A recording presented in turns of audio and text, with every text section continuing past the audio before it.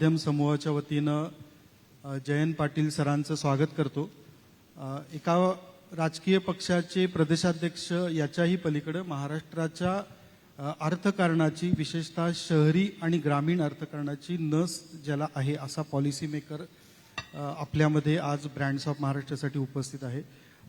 Sir, मी फक्त थोडक्यात background सांगतो। जसं आत्ता भूषणने उल्लेख केला, हा कार्यक्रम महाराष्ट्राचा म्हणून एक ब्रँड उभं करावा यासाठी सातत्याने आम्ही घ्यायचा प्रयत्न करतोय। ज्यावेळी तुम्ही महाराष्ट्राच्या ग्रामीण विकास मंत्रालयाचं काम पाहत होता त्यावेळी तुम्ही सुद्धा एक सातत्याने मांडलेलं होतं की महाराष्ट्राचा स्वतःचा एक ब्रँड हवा। सेल्फ हेल्प ग्रुपसाठी खूप मोठ्या प्रमाणावर त्यासाठी प्रयत्न केले होते। राजकारण आपण वेगळ्या अँगलनं बघतो। आम्ही पेपर काढतो, टीव्ही चॅनल चालवतो आणि वेबसाईट सारख्या माध्यमात, सोशल मीडियात सुद्धा काम करतो। राजकारणाबद्दल आपल्याला बोलायला खूप आवडतं। खाजगीमध्ये बोलायला तर आपल्याला राजकारणाच्या पलीकडचा विषय नसतो, पण आम्ही ज्या दृष्टिकोनातून आजच्या कार्यक्रमाकडे पाहतो आहे, या स्वरूपाच्या कार्यक्रमाला ज्यावेळी बोलवतो राजकारण्यांना, त्यावेळी पॉलिसी मेकर, धोरणाचे निर्माते या अनुषंगानं कायम आम्ही तुमच्याकडे पाहत असतो। आज महाराष्ट्रात सगळ्या भागातून इथं लोक येत आहेत। पाऊस आहे त्यामुळं पोचायला अनेकांना उशीर होतोय। साहेब, हा कार्यक्रम आम्ही घेतो त्याच्यामागे भूमिका अशी आहे की आपण वर्तमानपत्र माध्यम समूह म्हटल्यानंतर आत्ताची परिस्थिती अशी आहे की प्रत्येक जण आम्हाला कुठल्या तरी एका कॅटेगरीत बसवायचा प्रयत्न करतो की तुम्ही या पक्षाचे, तुम्ही त्या पक्षाचे, तुम्ही अशी मीडिया। आमचा प्रयत्न असा आहे की आपण महाराष्ट्राची मीडिया म्हणून एक जबाबदारीची भूमिका पार पाडू शकू का, आणि त्याच्यासाठी सगळ्यात महत्त्वाचा भाग आहे तो महाराष्ट्राचा स्वतःचा काही ओळख, जी औद्योगिक ओळख आपली आहे का, आहे शैक्षणिक, सामाजिक सगळ्या क्षेत्रात आहे। पण हे आजचा काळ हा स्पर्धेचा असतो। माझ्या फक्त भूतकाळाच्या बळावर मी काहीही करू शकत नाही, टिकून राहू शकत नाही। त्यामुळे आजच्या उद्योजकाला, आजच्या छोट्या मोठ्या मध्यम उद्योजकाला पुढे जाण्यासाठी एक प्लॅटफॉर्म उपलब्ध व्हावा, हा आजच्या कार्यक्रमाचा हेतू आहे। आम्ही पहिल्या वर्षी ज्यावेळी घेतला त्यावेळी निवडणूक होईल महाराष्ट्रातल्या महापालिकांची असं वातावरण होतं। दुसऱ्या वर्षी घेतला त्यावेळी सुद्धा महाराष्ट्राच्या विधानसभेची निवडणूक आहे असं वातावरण होतं, आणि आज तिसरा आहे ज्यावेळी महाराष्ट्राच्या विधानसभेची निवडणूक तोंडावर आहे। या कार्यक्रमाचा आणखी एक महत्त्वाचा उद्देश असतो की जो आवर्जून सांगून मी मुलाखतीला थेट सुरुवात करतो। अनेकदा समज असा असतो की माध्यम समूह म्हणजे सतत सातत्यानं कुणाची तरी खोडी काढणारा, विशेषतः राजकारण्यांच्या मागं लागणारा समूह आहे, आणि तुम्हाला प्रश्न विचारून भंडावून सोडणं किंवा असे प्रश्न विचारत राहणं ज्यातून फक्त गॉसिप तयार होईल। सकाळ माध्यम समूहाची ज्यावेळी पहिली मीटिंग होती दररोजची, त्यावेळी पहिला प्रश्न असतो की आज आपण आपल्या प्रेक्षकांना, आपल्या वाचकांना, आपल्या युजरना काय देऊ शकू की ज्यातून त्यांना काही उपयोगाचं हाताला लागेल दिवसभरात। मग ते बाकीचे तुम्ही बोलत असता, तुमच्या विधानांची चर्चा होतेच, पण एक कुठेतरी प्रयत्न सकाळमधला प्रत्येक माणूस करत असतो की आपण असं काहीतरी आज बातमी तयार करू, लेख तयार करू ज्यातून महाराष्ट्रातल्या कुठल्या तरी एका व्यक्तीला त्याचा उपयोग व्हायला पाहिजे। अॅग्रोवन सारख्या ठिकाणी ज्यावेळी मी पेपर काढतो त्यावेळी त्या वर्तमानपत्र फक्त न राहता तो त्या कुटुंबाचा भाग बनतो। ज्यावेळी साम टेलिव्हिजन TRP साठी प्रयत्न करत असतं, रँकिंगमध्ये दुसऱ्या क्रमांकापर्यंत येत असतं, त्यावेळी त्यांच्यात एक बातमीचा प्रयत्न असा असतो की अरे हा व्हिडिओ बघून कुणाला प्रेरणा मिळेल का, आणि सकाळमध्ये तो प्रयत्न प्रत्येक पानावर आम्ही रोज चालवतो। त्या प्रयत्नांचा एक भाग म्हणून आजच्या चर्चेकडे आम्ही पाहतो आहे। मी मुलाखतीला सुरुवात करताना अगदी पहिला सोपा प्रश्न असा विचारतो की तुमचा प्रवास कसा चाललाय, मुंबई ते पुणे हा प्रवास कसा चाललाय, ओव्हरऑल राजकारणातला प्रवास कसा चाललाय, आणि महाराष्ट्राचा प्रवास कसा चाललाय? पहिल्यांदा सम्राट फडणवीसांचे मी आभार मानतो की त्यांनी मला अतिशय आग्रहाने या ठिकाणी बोलवलं। आणि माध्यमाची प्रतिमा कशी असते, सकाळची पूर्वीपासून प्रतिमा ही कुठल्याही बाजूला न झुकलेली आहे, आणि याचं श्रेय प्रतापराव पवार, अभिजित पवारांना मी देईन। या महाराष्ट्रातली जी दैनिक आहेत त्यात सकाळ हे कुठल्याही बाजूला टिल्ट न होता बातम्या देणार आहे। आम्हालाही ते आमचं वाटत नाही आणि पलीकडच्या बाजूनही ते आपलं वाटत नाही, असे सकाळ आहे। आणि त्यामुळं अशीच भूमिका नेहमी वर्तमानपत्राची असली पाहिजे, दैनिकाची असली पाहिजे। मुंबईला प्रचंड पाऊस आहे म्हणून मला यायला वेळ झाला, याबद्दल थोडीशी दिलगिरी व्यक्त करतो। राजकारणातला प्रवास चांगला चालू आहे। आणि सत्ता केंद्रित राजकारण न करता भूमिका आणि तत्व या केंद्रित राजकारण हे जास्त मनाला शांतता देणार आहे. आणि त्यामुळं मृगजळाच्या मागे न पडता येणारी आव्हानं स्वीकारायचं आम्ही सगळ्यांनी ठरवलेलं आहे. आणि प्रवास अवघड आहे, जरा चढ लागलेला आहे. लोकसभेनंतर जरा अधिक सोपा झालेला आहे. मला खात्री आहे की पक्ष महाराष्ट्रात अधिक मोठा आमचा होईल. साहेब, महाराष्ट्राच्या राजकारणात तुम्ही सत्तेवर होतात, विरोधी पक्षाच्या बाकावर बसून सुद्धा महाराष्ट्र बघता आहात. महाराष्ट्राच्या राजकारणाची कायम परंपरा राहिली की त्यांना समाजाला सतत काहीतरी देत गेला विधानसभा. आत्ता ज्यावेळी तुम्ही विरोधकांच्या बाकावर बसून बघता त्यावेळी धोरणं म्हणून महाराष्ट्र कुठल्या दिशेने चाललाय असं वाटतं? या विधानसभेपर्यंत मला विधानसभेत 35 वर्ष पूर्ण होतील. आणि या 35 वर्षाच्या आणि त्याच्या आधी पण 5 वर्ष राजकारण जवळून बघत होतो आम्ही. 40 वर्षात एवढी न्यूनतम पातळी, खालची पातळी राजकीय दृष्ट्या आत्तापर्यंत कधी या 4 दशकात पाहायला मिळाली नाही. आणि दुर्दैवाने लोक त्याला बळी पडतायत याचं मनापासून वाईट वाटतं. प्रभावाला, प्रेशरला, वेगवेगळ्या टॅक्टिक्सला. आणि राजकारणामध्ये यापूर्वी कधी नव्हे एवढा पैशाचा वापर आज चालू आहे. म्हणजे पूर पाण्याचा येतो, आता अलीकडे पूर पैशाचा यायला लागलाय. आणि कुठल्याही गावात तुम्ही चौकशी करा, पैशाने मतं विकत घेण्याचा प्रयत्न आणि त्यामुळं द्विगुणित झालेला आत्मविश्वास हा सध्या मला राज्यकर्त्यांच्या मध्ये दिसतोय. साहेब, तुम्ही अर्थमंत्री म्हणून काम पाहिलेलं आहे. अर्थसंकल्प राज्याचा नुकताच जाहीर झाला.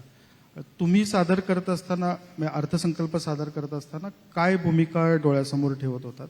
कारण योजनांची घोषणा करणं हा एक भाग आहे. इथं बसलेले सगळे एंटरप्रेन्युअर्स आहेत, उद्योजक आहेत. घोषणा खूप मोठ्या होतात, पण प्रत्यक्षात अंमलबजावणीसाठी सरकारच्या तिजोरीची अवस्था काय आहे याची जाणीव फक्त अर्थमंत्र्यांना असते. तर यावेळेचा तुमचा अनुभव काय होता आणि यावेळेचा जो अर्थसंकल्प जाहीर झालाय त्याच्यात सुद्धा कल्याणकारी योजनांची चर्चा आहे. तर खरी महाराष्ट्राची आर्थिक परिस्थिती काय आहे आता? मी ज्यावेळी राज्याचा अर्थमंत्री झालो पहिल्यांदा 99 साली, त्याच्या आधीचं 4-4.5 वर्षाचं राज्य लोकांनी पाहिलं. राज्य कर्जबाजारी झालेलं, कर्मचाऱ्यांचे पगार 3-3, 4-4 महिने डिले झालेले, राज्याला 100 रुपये गोळा कर म्हणून झाले तर राज्याचा खर्च 104 रुपये असायचा. पगार, पेन्शन आणि इतर खर्च राज्य चालवण्याचा हाच खर्च होता. विकासाला पैसेच नव्हते. त्यातून आम्ही राज्य 2004 सालापर्यंत जे चालवलं त्यावेळी पक्षांतर बंदी कायदा पण नव्हता. म्हणजे 4 आमदार इकडून तिकडे गेले तरी सरकार पडेल अशी परिस्थिती असायची. आणि त्यामुळं ठाम अशी भूमिका त्यावेळी घेणं फार अवघड होतं. अशा परिस्थितीत विलासराव देशमुख आमच्या राज्याचे मुख्यमंत्री होते. आम्ही सगळ्यांनी मिळून ठरवलं की राज्य दुरुस्त करण्याचा प्रयत्न आपण पहिल्यांदा करू. आणि त्यावेळी आम्ही महाराष्ट्रातल्या सरकारी कर्मचाऱ्यांना विश्वासात घेतलं. DA फ्रीज करण्याचं काम त्यावेळी केलं. त्यावेळी त्यांनी आम्हाला साथ दिली. राज्य दुरुस्त 2004-5 सालापर्यंत झालं. आज त्यानंतर नेहमी आम्ही अधिक्याचा, शिल्कीचा अर्थसंकल्प मांडत आलो. आणि अलीकडच्या काळातली परिस्थिती बघितली तर मन बरंच अस्वस्थ होतं. यावर्षी मांडलेला अर्थसंकल्प हा 20,000 कोटी रुपये महसुली तुटीचा आणि जवळपास 99,000 कोटी रुपये हे राजकोषीय तुटीचा मांडण्यात आला. हा अर्थसंकल्प ज्या दिवशी मंजूर केला त्याच दिवशी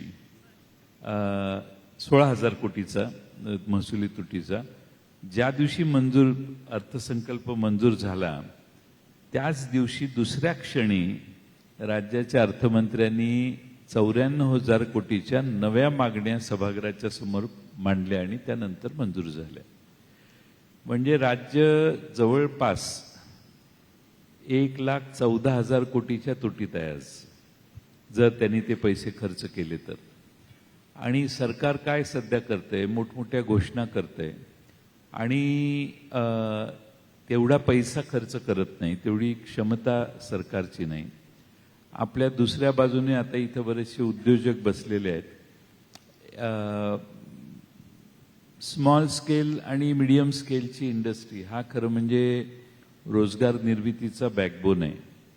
आज महाराष्ट्राची रोजगाराची अवस्था किती वाईट आहे, वेगळे इन्सिडेंट्स बघितले तर आपल्या लक्षात येईल. काल परवा एअर इंडियात मला वाटतं काही भरती होती कुठल्या तरी कंपनीमध्ये एअरपोर्टला, तर 2,500 लोक घ्यायची होती, 25-30,000 लोक गोळा झाली. किंवा बऱ्याच ठिकाणी आता अशी परिस्थिती सर्व ठिकाणी व्हायला लागलेली आहे. त्यामुळे बेरोजगाराचं प्रमाण फार वाढले. तुम्ही 1,000 लोकांना नोकऱ्या देतो म्हणून घोषणा केली तर 30-40,000 लोक इथं बाहेर गोळा होऊ शकतात.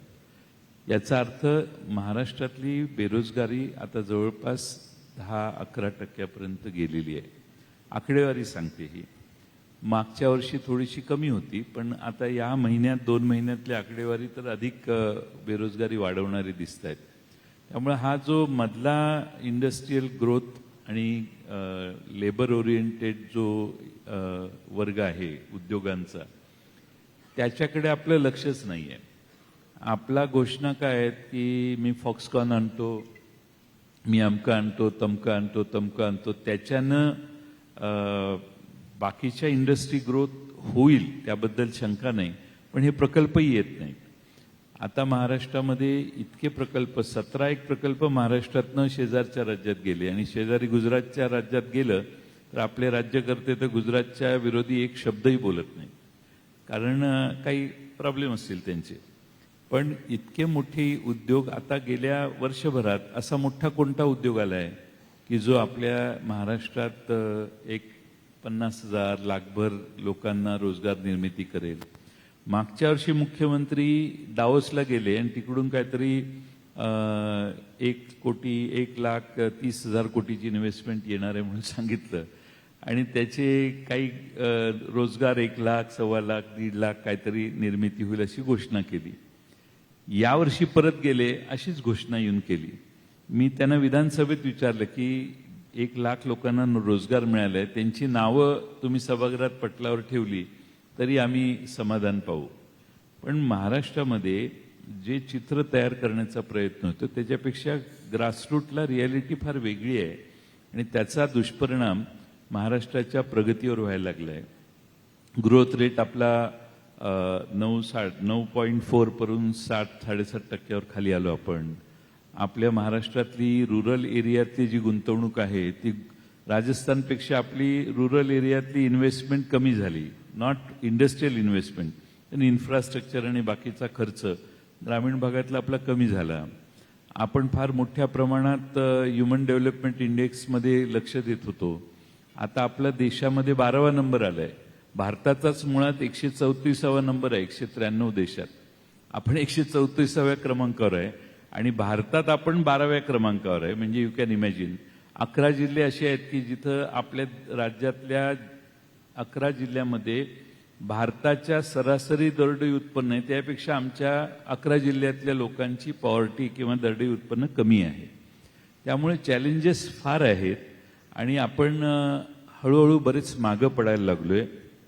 आपल्या देशात नियोजन आयोगाने लावलेला नंबर 11वा आहे देशात आणि 11वा जरी असला तरी जेव्हा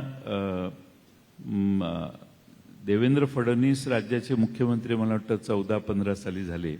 17 साली आपण जेव्हा गुजरात नेहमी मागं असायचा, 17 साली पहिल्यांदा गुजरात आपल्या पुढे गेला इन्व्हेस्टमेंटसाठी आणि तेव्हापासून आपण गुजरातच्या मागेच आहोत. आता आपला देशातल्या सगळ्या याच्यात आपण 11व्या नंबरला खाली घसरलो. म्हणजे एकंदर परिस्थिती काही बरी नाही आहे, प्रगती होत नाही. फार मोठमोठ्या घोषणा होतात, 10,000 कोटी, 20,000 कोटी, 30,000 कोटी. लोकांना वाटतं की फार मोठं काय काय चालू आहे. आता अलिबागवरून विरारला एक कॉरिडॉर तयार करायचं चाललंय. मग हे अजून जमीन लँड ॲक्वायर झालेली नाही, पण 15-20 हजार कोटीचं टेंडर काढून सरकार मोकळं झालेलं आहे. इंटेन्शन इन्फ्रास्ट्रक्चर तयार करायचं आहे का टेंडर घाईनं देण्याचं आहे हे लक्षात येत नाही. आणि त्यामुळे एकंदर राज्यकर्त्यांच्या हातात जे खेळणं मिळालेलं आहे त्याचा कसा वापर करायचा ग्रोथसाठी आणि सर्वसामान्य जनतेच्या प्रगतीसाठी, मला वाटत नाही की याच्यात काही प्रगती आम्ही करतोय. आणि राज्य आर्थिकदृष्ट्या अडचणीत होईल. हातात असेल म्हणून कसेही उधळपट्टी करणं आणि टॅक्स पेअरचे पैसे कसेही खर्च करणं ही प्रवृत्ती राज्यकर्ते निवडणुका डोळ्यासमोर ठेवून करत असतील तर ते महाराष्ट्राच्या सारख्या एका प्रागतिक राज्याला फार हानिकारक आहे. आपण अशा गोष्टी अफोर्ड करू शकत नाही. आपण कंटिन्युअस आपलं इन्फ्रास्ट्रक्चर, आपली इंडस्ट्रियल ग्रोथ, जॉब क्रिएशनची आपली स्टेटची ॲबिलिटी आणि आपल्या रुरल एरियातली जी लोकं आहेत, आता विदर्भामध्ये आपले MIDC जिथं आहेत तिथं उद्योग नाहीत आणि जिथं उद्योग आहेत तिथं जागा नाही, अशी आपली परिस्थिती आहे. जिथं रोजगार आहे तिथं उद्योग गेलेले नाहीत, अशी आपली परिस्थिती आहे. सगळं इन्फ्रास्ट्रक्चर आणि सगळी ताकद मुंबई, ठाणे, पुणे याच्या आसपासच आहे. विदर्भाकडे आपलं लक्ष नाही, मराठवाड्याकडे आपलं लक्ष नाही आणि तिथं उद्योग जावेत म्हणून आपले प्रयत्नही नाही. त्या भागातले नेतृत्व असलं तरी त्या भागात विशेष इन्सेंटिव्ह देऊन उद्योग खेचून आणण्याचा प्रयत्न करत नाहीत. त्यामुळं असमतोल विकास महाराष्ट्राचा हे एक नवचित्र पुन्हा महाराष्ट्रात पुढे यायला लागले. आणि अलीकडे आमदार बघून पैसे इन्फ्रास्ट्रक्चरचे द्यायचं चित्र सुरू झाल्यामुळं एक नवीन बॅकलॉग कॉन्स्टिट्युएन्सी वाईज महाराष्ट्रात डेव्हलपमेंटचा क्रिएट व्हायला लागलाय. त्यात विशेषतः विदर्भ, मराठवाडा या गोष्टी, या भागातल्या लोकांच्यावर फार अन्याय व्हायला लागलेला आहे पैसे खर्च करण्याच्या मुद्द्यावरून. आणि त्यामुळं एक नवा इम्बॅलन्स या गडबडीत तयार व्हायला लागलाय असं माझं मत आहे. साहेब, तुम्ही बेरोजगारीचा विषय काढलात, ग्रामीण पण बोललात. इथं प्रत्येक उद्योजक एक 5, 50, 100, 5,000 अशा लोकांना रोजगार निर्मितीसाठी प्रयत्न करायचं सातत्यानं काम करतो. पण उद्योजकांना येणारा सरकार म्हणून, पॉलिसी मेकर म्हणून अनुभव हा कायम नकारात्मक राहतो. म्हणजे तुम्ही ह्या सगळ्या क्षेत्रामध्ये नेतृत्व पण केलेलं आहे. आपण ईज ऑफ डुईंग बिझनेस पासून वेगवेगळे विषय मांडले, स्टार्टअप बद्दल गेले काही वर्ष बोलतो आहे. पण ग्राउंडवर येणारा अनुभव हा सरकारी लालफितीचा कारभार हा राहतो. तुम्हाला काय वाटतं की तुम्ही काही काळामध्ये ज्यावेळी ग्रामीण विकासाचा, पुन्हा मी रेफरन्स देतो, ज्यावेळी कॉम्प्युटरायझेशनचा प्रयोग केलेला होता, लोकांना सेतू केंद्रासारखी गोष्ट महाराष्ट्रात सुरू झालेली होती. पण उद्योजक म्हणून ज्यावेळी बघतो त्यावेळी ना त्याला राजकारणी काय उपयोगाची, म्हणजे त्यांच्या सोयीचं वस्तू म्हणून बघतो आणि सामान्य माणूस काय हे पैसेवाले आहेत अशा अँगलनं बघतो. पण रोजगार निर्मितीचं इंजिन उद्योजकी व्यवस्थेत आहे, ह्याकडं आपण पूर्ण दुर्लक्ष करत गेलो असं वाटतंय का? किंवा तुम्ही त्या प्रश्नाकडं उद्योजकांच्या भावनेतनं कसं बघू शकाल? एक म्हणजे कॅप्टन कसा असतो त्याच्यावर खालचे लोक काम करत असतात. सध्याचं महाराष्ट्रातलं ब्युरोक्रेसीचं चित्र फार करप्ट आहे. प्रचंड भ्रष्टाचार खालच्या स्तरावर चालतो, कारण सगळ्यांना माहिती आहे कॅप्टन काय आहे. आणि त्यामुळं खाली भ्रष्टाचाराचा एकही काम वजन ठेवल्याशिवाय सामान्य माणसाचं होत नाही, असा देशातल्या महाराष्ट्रातल्या सगळ्यांचा आज अनुभव आहे. असं कोणी आता उघड सांगत नाही, कारण चोरी करण्याच्या सिस्टीम देखील आता सुधारलेल्या आहेत. म्हणजे चोर देखील आता फार ॲडव्हान्स झालेला आहे. त्यामुळे सगळेच सापडतात अशी परिस्थिती नाही. पण तुम्ही कुठल्याही ऑफिसमध्ये जावा, तुमचं हक्काचं काम हे सहजासहजी होत नाही.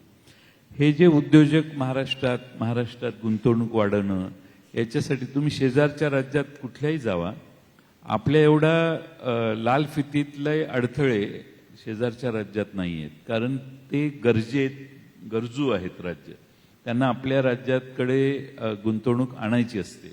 त्यामुळे तिथल्या सिस्टीम्स फार इझी आहे. पण आपण आपल्या सिस्टीम फार डिफिकल्ट करतो. MIDC हे स्वतःचंच राज्य आहे, राज्यात एक नवं राज्य आहे असं समजतात MIDC वाले. त्या MIDCतल्या जागांचा व्यापार करण्यात त्यांचा वेळ जास्त जातो, शिवाय उद्योगांना तिथल्या जमिनी देण्यात. आणि सहजासहजी उद्योगांना जमिनी देण्यापेक्षा बाकीचेच उद्योग MIDC मध्ये बरेच वाढलेत. मी टीका करत नाही, पण या सगळ्यांचे प्रश्न तुम्हाला सांगतोय.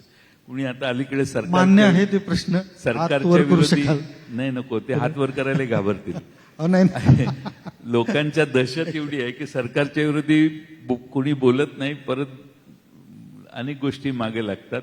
आम्ही सगळ्यावर हे ठेवून बाहेर पडलेलो आहोत, त्यामुळं आम्हाला काही वाटत नाही. पण खाजगीत कोणाशीही बोला काय सिस्टीम आहे, आणि तुम्हाला नक्की लक्षात येईल की सगळं आलबेलं असं नाही, पण काही गोष्टी इम्प्रूव्ह झालेल्या आहेत. म्हणजे ऑनलाईन रिटर्न भरणे, ऑनलाईन GSTचं हे भरणं, पण त्याच्यातली जी क्लिष्टता आहे ती मोठी आहे. आजपर्यंत उद्योजकाला किंवा व्यापाऱ्यांना व्हॅल्यू ॲडेड टॅक्स भरताना त्याला अरेस्ट होण्याची व्यवस्था एकदम रेअर आणि रिमोट होती. आज GSTमध्ये GST न भरल्यामुळं अरेस्ट झालेल्या व्यापाऱ्यांची किंवा उद्योजकांची संख्या मोठी आहे. यापूर्वी राज्यातल्या किंवा देशातल्या व्यापाऱ्यांच्यावर विश्वास ठेवून आपण कर भरून घ्यायचो, आणि आजही तशीच परिस्थिती आहे. पण त्याच्यात कुठंही फॉल्ट झाला तर टॉलरन्स 0 आहे. त्यामुळं जेन्युइन एखाद्या व्यापाऱ्याची किंवा एखाद्या उद्योजकाची अडचण झाली असेल तर त्याला सूट नाही आहे. त्यामुळं बरेच लोक आता GST, जसं EDचा वापर होता तसा GSTचाही वापर अलीकडे प्रायव्हेटली व्हायला लागलेला आहे. आणि GSTचे जे अधिकारी काम करतात त्यांची दहशत बऱ्यापैकी मोठ्या प्रमाणात मार्केटमध्ये असते, कारण त्यांना अरेस्ट करण्याचा अधिकार आहे. त्यामुळं आमचं GSTचा कायदा ज्यावेळी आला त्यावेळी हेच म्हणणं होतं. विधानसभेत 3-3.5 तास भाषण करून मी हेच सांगत होतो की कोणत्याही नव्या कायद्याला ह्युमन फेस असला पाहिजे, पण GSTला ह्युमन फेस नाही आहे. त्यामुळं बरेच लोक नेटमध्ये आलेले आहेत, हे मान्य आहे, पण गरिबाच्या वापरातल्या गोष्टी या स्वस्त झाल्या पाहिजेत किंवा त्याच्यावरचा कर नसला पाहिजे. त्याच्यामुळं कर इवेजन होणार नाही याची काळजी घेऊ, परंतु गरीब माणसाला देखील तेवढाच कर भरावा लागतो जो श्रीमंताला भरावा लागतो. आणि त्यामुळं आज GSTचं कलेक्शन जे आहे त्याचं पर्सेंटेज तुम्हाला सांगतो, जवळपास 55% GST हा खालच्या 40% इकॉनॉमीतल्या खालच्या 40% लोकांच्याकडून कलेक्ट होतो, आणि वरच्या 30% लोकांच्याकडून साधारणपणे 1/3 GST गोळा होतो. त्यामुळं शेवटचा 5-7% श्रीमंत वर्ग आहे त्यांच्याकडून देशातला GST कर गोळा जो होतो तो काहीतरी 4 का 5% गोळा होतो. सांगण्याचा मुद्दा असा आहे की फार मोठी पॉप्युलेशन GST कॉन्ट्रीब्यूट करते. प्रत्येकाला आता टूथपेस्ट पासून, चपलेपासून, कपड्यापासून सगळ्यावर GST आहे, पण गरिबांच्या वापरणाऱ्या गोष्टींना पण GST असल्यामुळं थोडंसं महागाई ऑलरेडी वाढलेली आहे, अधिक त्याच्यात GSTचा काही प्रमाणात भर पडतो. त्यामुळं थोडंसं ह्युमन फेस या GSTच्या आकारणीला पाहिजे. टू व्हीलरवर GST 28%, 4 व्हीलरवर GST 28%, आणि if you buy a helicopter you can pay 5% GST. हेलिकॉप्टरला 5% GST भरायचा आहे.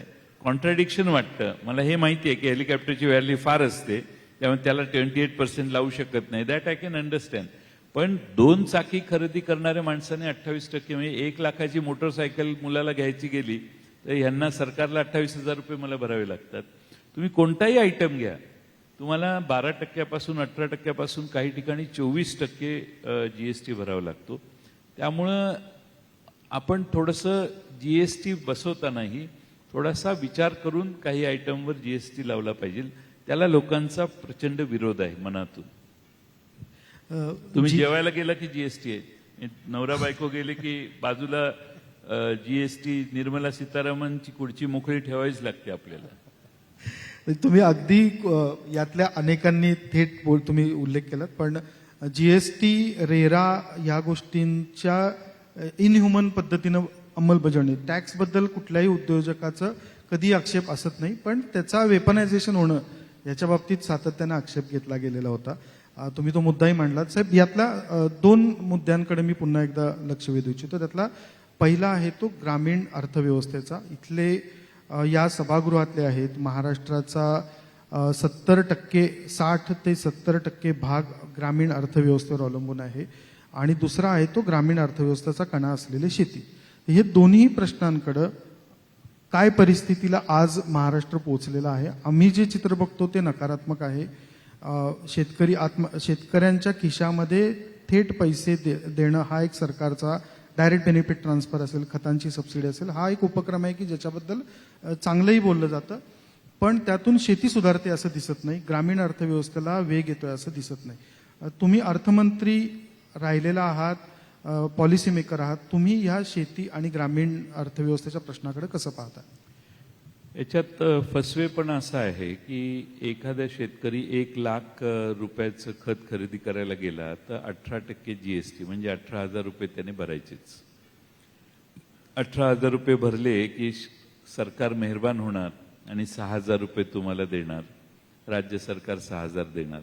म्हणजे आपल्या खिशातून 1,00,000 रुपये 18,000 रुपये काढले GSTचे, कुठलीही फॅमिली 1,00,000 रुपये महिन्याला घर खर्च करत असेल तर त्यांना 18,000 रुपये केंद्र आणि राज्याला भरावेच लागतात GST म्हणून. 50,000 घर चालत असेल, इथं बसलेल्या अनेक उद्योजकांच्या कर्मचाऱ्यांचा पगार 50,000 रुपये असेल तर तो 9,000 रुपये GST भरतोच. काही 1 रुपया खर्च केला की लगेच GST लागतोच. त्यामुळे लोकांच्याकडून पैसे काढायचे आणि परत लोकांना वाटायचे, ही नवी पद्धत देशात सुरू झालेली आहे. आणि हा फेल्युअर लपवण्याचा एक प्रकार आहे की बाबा शेतकरी प्रचंड अंगावर आले आहेत, नाराज व्हायला लागले आहेत, त्यांना पैसे द्या. मग युवक प्रचंड बेरोजगारी वाढलेली आहे, लोकांच्यात नाराजी आहे, मग त्यांना कोणत्या मार्गाने पैसे देता येतील. मग आणखीन कुठले घटक नाराज आहेत. त्यामुळं आता एक नवीन योजना काढलेली आहे, तुम्हाला माहिती आहे. आता लाईन लावूनच लोक अर्ज भरतायत. त्यामुळं ही सगळं चाललेलं आहे पैसे खर्च करण्याचे प्रकार.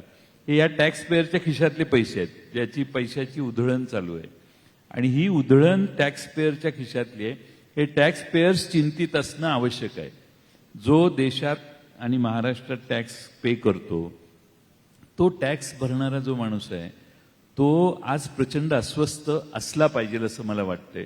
आता ज्याला काही देणं घेणं नाही तो ठीक आहे, पण ज्याला खरंच महाराष्ट्राच्या प्रगतीची काळजी आहे, आपले पैसे हे ग्रोथमध्ये, डेव्हलपमेंटमध्ये खर्च झाले पाहिजेत, असेट क्रिएशनमध्ये खर्च व्हायला पाहिजेत. आपण पैसे खर्च करायला लागलोय ते कन्झम्पशनवर खर्च करायला लागलो. त्यामुळे अशी पद्धतीने आपण जर बजेटमधले पैसे खर्च करायला लागलो तर आपला क्रमांक आता 11वर आहे, तो 15वा 18वा 1-2-3 वर्षात आपण पोचू, जास्त वेळ लागणार नाही. आणि त्यामुळं मला चिंता आहे की ग्रामीण भागातल्या लोकांच्यात जी अस्वस्थता आहे ती बेरोजगारीमुळे आहे आणि महागाईमुळे आहे. आणि त्याला परवडत नाही अशी महागाई आहे आणि दुसऱ्या बाजूनं घरातल्या मुलाला रोजगार नाही, ही दुसरी महागाई संकट आहे लोकांच्यात. त्यामुळं ग्रामीण भागातली आणि शहरातली काही वेगळी परिस्थिती नाही. फक्त लोक हे मोबाईल खेळणं निघालंय त्याच्यावर तासनतास बसलेले असतात. त्यामुळे लोकांना आपण बेरोजगार आहोत हे लवकर लक्षात येत नाही. एक 5-6 तास मोबाईलवरच जातात. पण त्यांच्या आई वडिलांना चिंता आहे की आपला मुलगा घरात बसून मोबाईलवर जास्त वेळ घालवतोय. त्यामुळे सामाजिक दृष्ट्या देखील एक नवीन वातावरण समाजात तयार व्हायला लागले. बरं, ज्या ठिकाणी रोजगार आहे तिथं सगळे मी मगाशी सांगितलं तसं काही ठिकाणी कॉन्सन्ट्रेट झालेलं आहे. आमचा प्रयत्न भविष्यकाळात असा असला पाहिजे की ग्रामीण भागात इंडस्ट्री कशी जाईल, जिथं जास्त बेरोजगारी आहे तिथं उद्योग कसे जातील आणि तिथं ऑपॉर्च्युनिटी कशा होतील हे बघायला पाहिजे.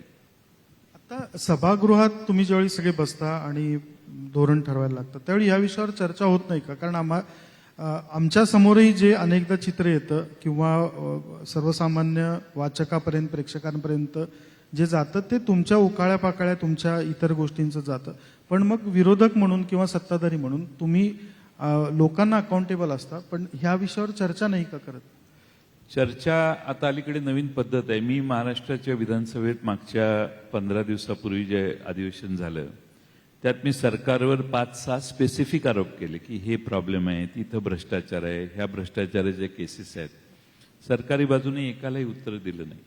डिबेटच होत नाही. आता सगळ्या चर्चा ह्या बुलडोज करून घेऊन जायच्या अशी प्रथा दुर्दैवाने विधानसभेत आहे. पूर्वी विधानसभेतलं वातावरण असं असायचं की म्हणजे विरोधी पक्षनेत्यांनी बजेटवर भाषण तास दीड तास केलं तर त्याला उत्तर देण्यासाठी मी 1.5-2 तास भाषण करायचो. आता तशी परिस्थिती राहिलेली नाही. आणि तुम्ही एखाद्या विषयात काही माहिती दिली आणि माहिती मागितली तरी मंत्री तिकडे एकतर हजर नसतात, हजर असले तर त्यांच्याकडे ती माहिती नसते. असं म्हणजे विधानसभेतल्या कामकाजाला पूर्वी महत्त्व फार होतं. आता त्याकडे दुर्लक्ष करून बाकीचे उद्योग करण्यातच वेळ जास्त जातो. बाकीच्या उद्योगांबद्दल मी बोलत नाही, पण तुम्ही राज्यातले हेवीवेट नेता म्हणून काम केलेलं आहे, करत आहात. अनेकदा असं येतं की केंद्राचं सहकार्य हा मुद्दा येतो प्रत्येक गोष्टीमध्ये. अलीकडच्या काळामध्ये ज्यावेळी आम्ही नेत्यांना प्रश्न विचारतो त्यावेळी असं येतं की हे केंद्राकडून येईल, ही केंद्राची मदत आहे. तुमच्याही टीकेमध्ये अनेकदा केंद्र हा भाग असतो. तर राज्य केंद्र संबंध हे एक सामान्य माणसाच्या दृष्टिकोनातून पॉलिसी मेकर कसे पाहतात? काय पद्धतीनं केंद्रानं मदत केली पाहिजे? आता जनरली प्रचार काय होतो की केंद्रात एका पक्षाचं सरकार आहे आणि त्याच पक्षाचं राज्यात असलं तर फार फायदा होतो. पण उलट आहे.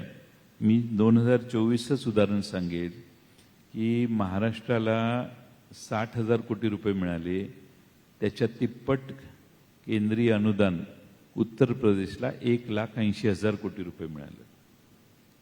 महाराष्ट्राचं, दिल्लीचं आणि मुंबईचं सरकार एकाच पक्षाच्या हातात आहे. एवढंही तफावत आहे. मागच्या वर्षी 60,000 कोटी रुपये आपल्याला मिळायचे होते. जवळपास 17,000 कोटी रुपये केंद्र सरकारचं अनुदानच कमी आलं महाराष्ट्राला. हे जाऊन तिथं आग्रहाने भांडले असं कुठेही चित्र मला दिसत नाही.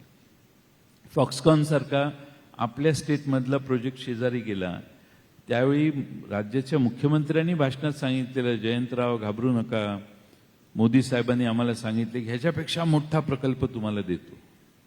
आलं का?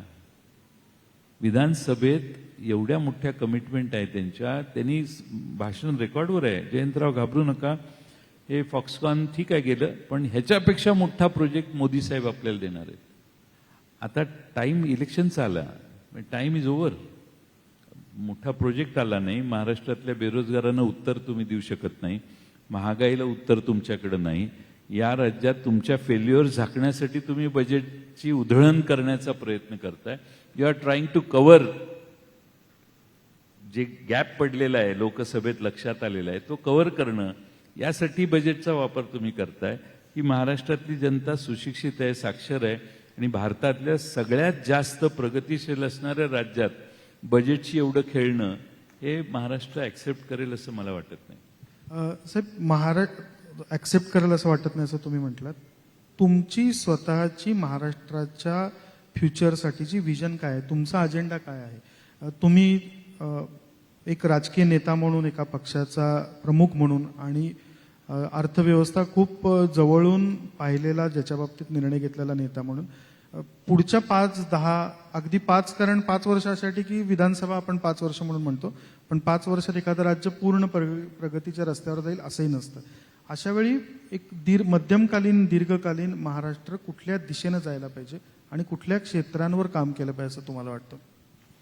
एक म्हणजे सामान्य माणसाच्या खिशाला भुर्दंड होणार नाही अशी आर्थिक व्यवस्था आपल्या राज्यात पाहिजे. म्हणजे गरिबाच्या खिशातनं कमीत कमी त्याच्याकडून सरकारच्या तिजोरीत पैसे आले पाहिजेत, पण श्रीमंत वर्गाकडून बऱ्यापैकी यावेत अशी अर्थव्यवस्था पाहिजे. आता जीएसटीची नवीन सिस्टीम आली आहे, त्यात आमचं आजही मत आहे आणि लोकसभेच्या निवडणुकीच्या आधी हे मांडलेलं आहे की जीएसटी बराचसा वेगळ्या वस्तूंवरचा कमी झाला पाहिजे. दुसऱ्या बाजूने महाराष्ट्रातल्या ग्रामीण भागात जिथे ह्युमन डेव्हलपमेंट इंडेक्स कमी आहे, 11 जिल्हे असे आहेत की जिथं दरडोई उत्पन्न देशाच्या ॲव्हरेजपेक्षा कमी आहे, त्या 11 जिल्ह्यामध्ये इन्व्हेस्टमेंट गेली पाहिजे. त्या 11 जिल्ह्यामध्ये रोजगार निर्मिती कशी होईल हे बघितलं पाहिजे.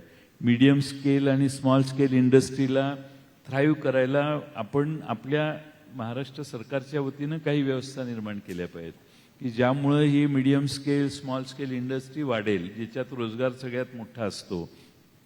तिसरा महत्त्वाचा भाग म्हणजे स्किल अपग्रेडेशनमध्ये आपल्याला इंडस्ट्रीला जे पाहिजे ते स्किल जर आपल्या नवीन जनरेशनमध्ये नसेल तर त्यावर कॉन्सन्ट्रेट करून त्या व्यवस्था अगदी एज्युकेशन सिस्टीममध्येच बसवल्या पाहिजेत, इम्बेडेड पाहिजेत एज्युकेशन सिस्टीममध्ये. आणि त्यासाठी नव्या काही धोरणांची आवश्यकता आहे. आपण या महाराष्ट्रातली दारिद्र्य ज्या भागात आहे त्याचं निर्मूलन कसं करायचं, दिस इज द बिगेस्ट चॅलेंज.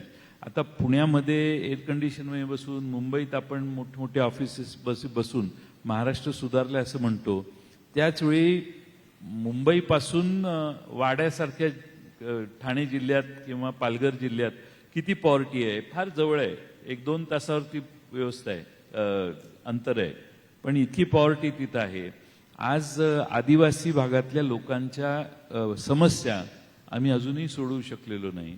आम्ही आदिवासी भागातल्या लोकांना हॉस्टेल केले, पण हॉस्टेलमध्ये करप्शन इतकं आहे की ज्या उद्देशासाठी हॉस्टेल्स आम्ही उभे केले ते हॉस्टेल्स तेवढी इफिशियंटली चालत नाहीत. तुम्ही ग्रामीण भागातल्या शिक्षणाच्या व्यवस्था आम्ही इम्प्रूव्ह करू का?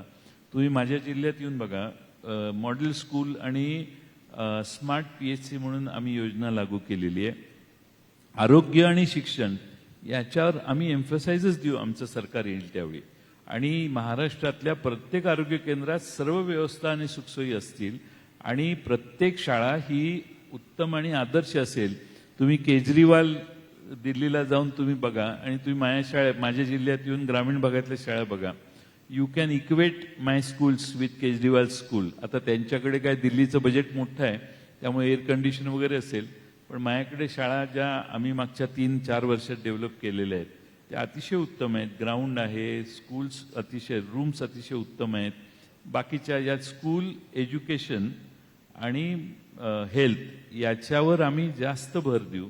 ग्रामीण भागातल्या माणसाला आता ते 5 लाखाचं कार्ड आहे ज्याच्यावर सगळ्यांना फ्री मेडिकल फॅसिलिटी मिळणार अशी घोषणा वर साहेबांनी केलेली आहे. You go with that card to any doctor, तो म्हणेल ते बाजूला ठेवा, माझी फी द्या. कारण त्या कार्डवर, 5 लाखाच्या कार्डवर अजून लोकांचा अनुभव बरा नाही आहे. पण आम्ही महाराष्ट्रामध्ये सामान्य माणसाला असे पैसे वाटण्यापेक्षा मेडिकल फॅसिलिटीजमध्ये आम्ही त्यांना विशेष सवलती देऊ आणि ज्याच्यामध्ये त्याला त्याच्या खिशाला तोशिष लागणार नाही. आज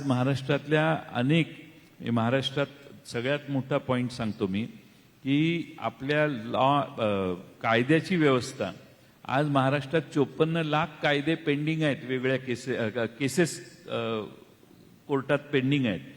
54 लाख काहीतरी हजार केसेस या महाराष्ट्रातल्या वेगवेगळ्या कोर्टात पेंडिंग आहेत. म्हणजे 5ने जरी गुणलं तरी 2.5-3 लाख कोटी, 2.5-3 कोटी लोक, 2.5 कोटीपेक्षा जास्त लोक ही त्या केसेसमध्ये इन्व्हॉल्व आहेत. आपली महाराष्ट्राची लोकसंख्या 11च्या सेन्ससने मला वाटतं काहीतरी 11,27 लाख काहीतरी आहे. आणि आता प्रोजेक्टेड 23 साली, 21 साली सेन्ससच झाला नाही कोविडमुळे, पण ते करण्याची दखलही केंद्र सरकार कोविड गेल्यानंतर अजून घेत नाहीये. पण आत्ताच प्रोजेक्शन केलं तर 12,67 लाख वगैरे लोकसंख्या महाराष्ट्राची आहे. त्यातले 2.5 कोटी लोक कोर्टातच हे फेऱ्या मारतात. आपली सिस्टीम अशी असली पाहिजे की आमच्या कुठल्याही उद्योजकाला, आमच्या कुठल्याही सामान्य माणसाला कोर्टाची पायरी चढायला लागली तर 3 वर्षात किमान, आज 10 वर्ष लागतात म्हणून मी 3 वर्ष फार धाडसानं म्हणतोय, पण आमचं सरकार आल्यावर आम्ही कोर्टाची संख्या वाढवून 3 वर्षात हायकोर्टाचा निर्णय प्रत्येक केसमध्ये लागेल अशी व्यवस्था 5 वर्षात हळूहळू निर्माण करू शकू. आणि हे करणं पॉसिबल आहे. न्याय व्यवस्थित मिळणार असेल तर गुन्हे कमी होतील. आज 54 लाख केसेसमधले जवळपास माझ्या माहितीनं जवळपास 35-1 लाख केसेस क्रिमिनल केसेस आहेत आणि सिव्हिल केसेस काहीतरी 16 का 17 लाख आहेत. त्यामुळे एवढ्या केसेसमध्ये तुम्ही न्याय वेळेवर मिळायला लागला तर क्राईमचा रेट कमी होईल. क्राईमचा रेट कमी झाला की कायदा व सुव्यवस्थेवर अधिक कंट्रोल होईल. अलीकडे मॉब लिंचिंग ही नवी प्रथा आहे. विशाळगडावर जी घटना घडली, काहीतरी लोक गेले, गावात गेले आणि सगळ्या गावाला लुटून निघून गेली लोक. हे फार शॉकिंग आहे. आता याचा अर्थ कायदा व सुव्यवस्थेच्यावरच प्रश्न तयार होतो. आणि एखाद्या ठिकाणी लोक गोळा होणार आहेत म्हटल्यावर जो पोलीस बंदोबस्त पाहिजे तो बंदोबस्त नाही. तुम्ही इमॅजिन करा, एखाद्या वस्तीत माणसं आली आणि माणसांनी लुटून घरदारं मोडली, त्या ठिकाणी तिजोऱ्या फोडल्या आणि तिजोरीतलं सामान आणि सगळी संपत्ती घेऊन जर माणसं जायला लागली तर कोण कोणाला विचारणार? त्यामुळे एका कम्युनिटीच्या अगेन्स्ट केलं म्हणजे हा फार पुरुषार्थ नाही. It can happen with anybody.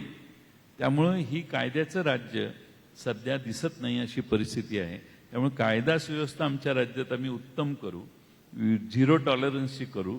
दुसऱ्या बाजूने महिलांच्यावरचे अत्याचार 14 साली काहीतरी 14,000 वगैरे होते, आता ते 26,000 होते, आता ते 49,000.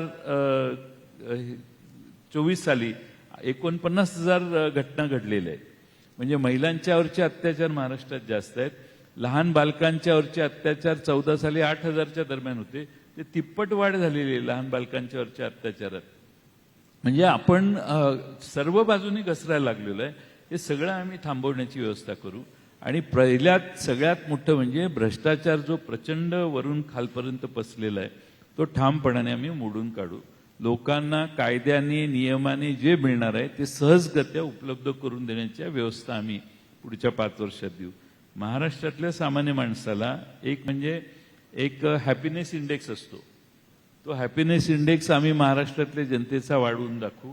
समाधान माणसाचं वाढवण्यासाठी जी व्यवस्था आणि एन्व्हायरमेंट पाहिजे ते आम्ही महाराष्ट्रात तयार करू. खूप इलॅबरेटिव्ह मांडलं साहेब. मी खरं तर तुम्ही प्रचार अजून सुरू व्हायचा, पण पूर्ण अजेंडा काय असणार आहे तुमच्या पक्षाचा तो पण आमचा जाहीरनामा अजून यायचा आहे.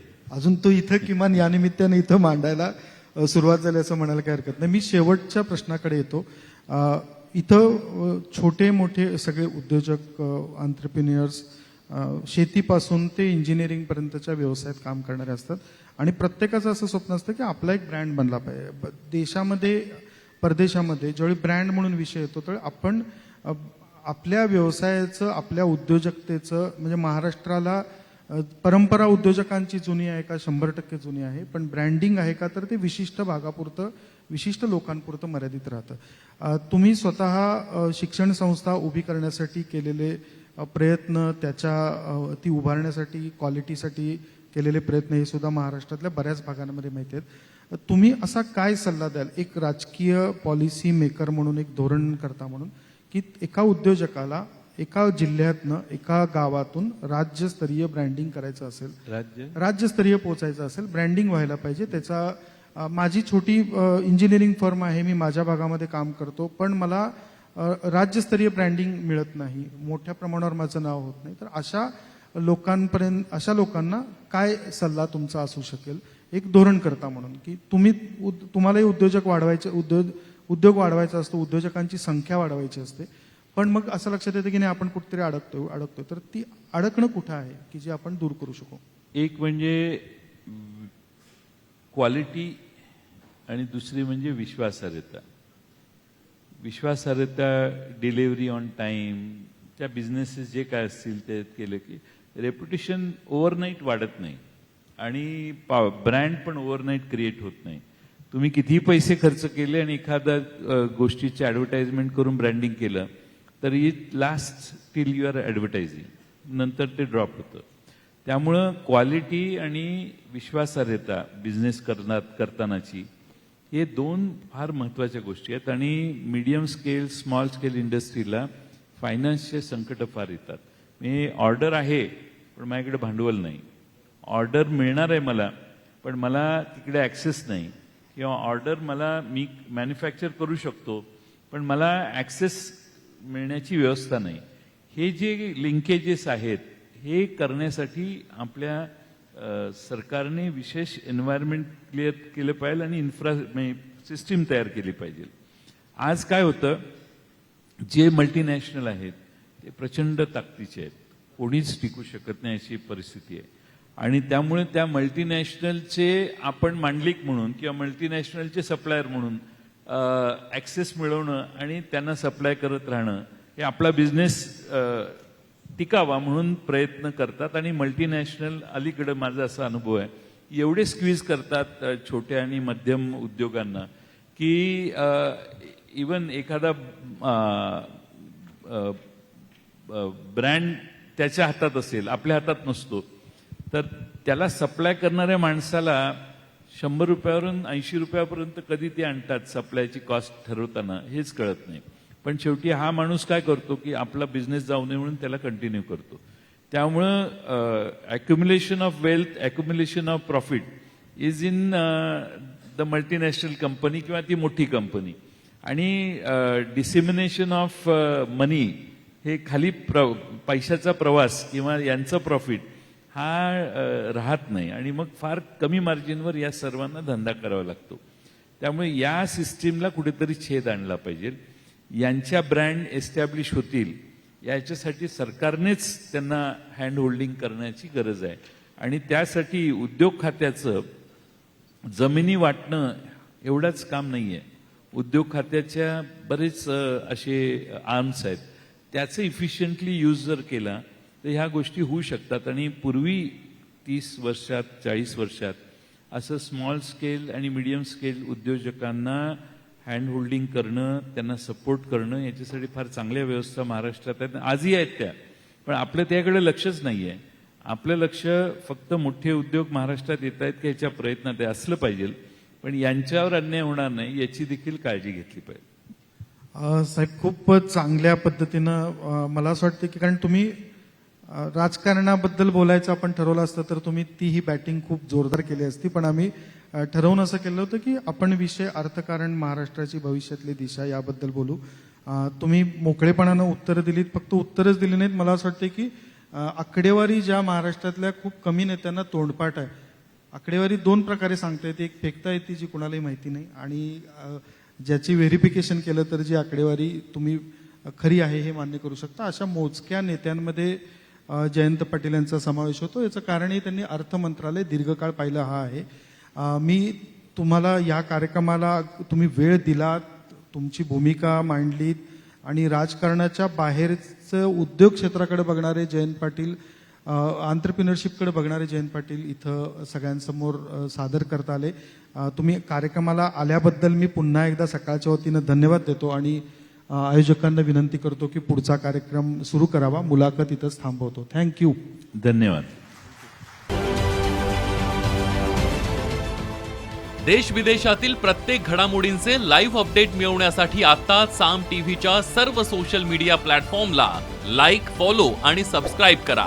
तसंच सर्व नोटिफिकेशनसाठी बेल आयकॉन प्रेस करायला विसरू नका.